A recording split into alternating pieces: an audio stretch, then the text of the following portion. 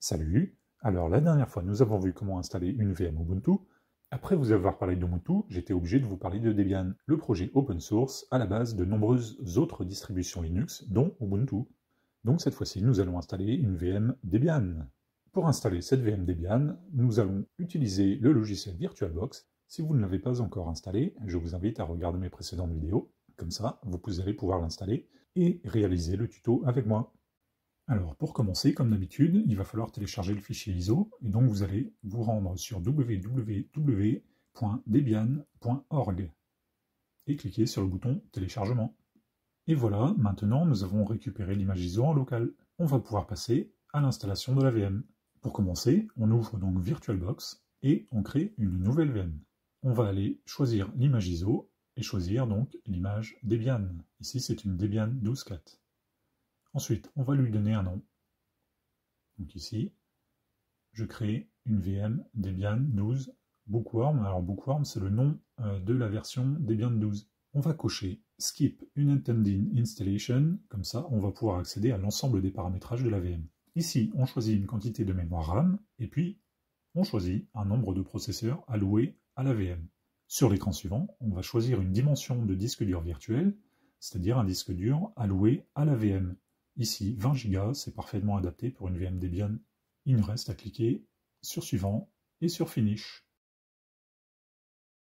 Voilà, maintenant la VM est configurée, on va pouvoir la démarrer. Et comme on a choisi notre fichier ISO, il va être monté au début et on va pouvoir accéder à l'installation de Debian sur le disque dur virtuel que nous venons de créer.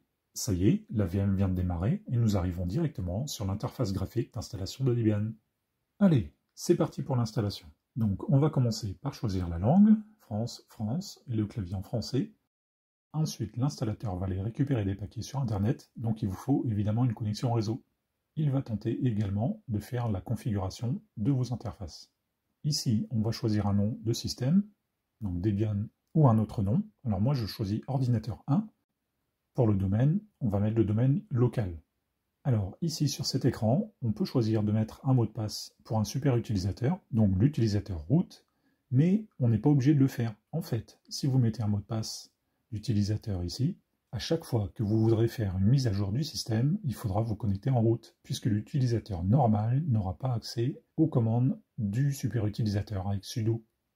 Donc si comme moi, vous choisissez de mettre un mot de passe, eh bien je vous conseille d'en mettre un compliqué avec des chiffres, des lettres en minuscules, en majuscules et des caractères spéciaux. Ensuite, on va créer un utilisateur, donc ça c'est l'utilisateur courant. Donc moi ici je mets user1, mais vous pouvez mettre votre nom par exemple, ce sera très bien. Ici, on va choisir de mettre le mot de passe pour l'utilisateur standard. Encore une fois, les recommandations de mot de passe sont affichées, j'ai pas besoin de vous les redire. Alors ensuite, on va passer au partitionnement des disques durs. Alors Debian propose de faire des partitions sur le disque dur. Alors moi, je vais choisir d'utiliser un disque entier. Donc le disque, c'est le disque virtuel que nous avions défini tout à l'heure.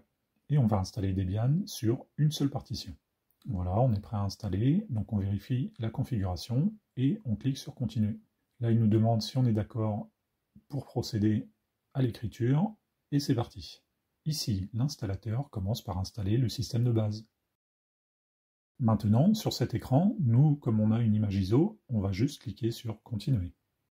On va choisir les serveurs pour aller télécharger les paquets par APT. Alors, sur cet écran, vous avez la possibilité de définir un proxy. Certains en ont possiblement, mais c'est beaucoup plus rare qu'en entreprise.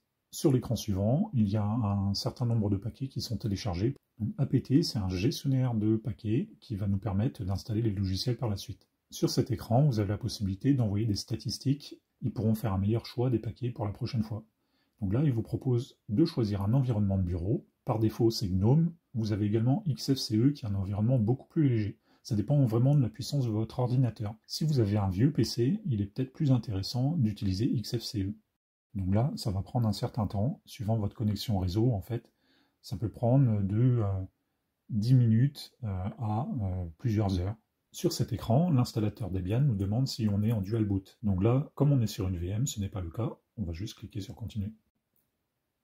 Et voilà, l'installation est terminée. On va juste cliquer sur Continuer pour redémarrer la VM. La VM redémarre et nous arrivons sur l'écran de connexion utilisateur. Donc ici, on utilise l'utilisateur standard pour se connecter.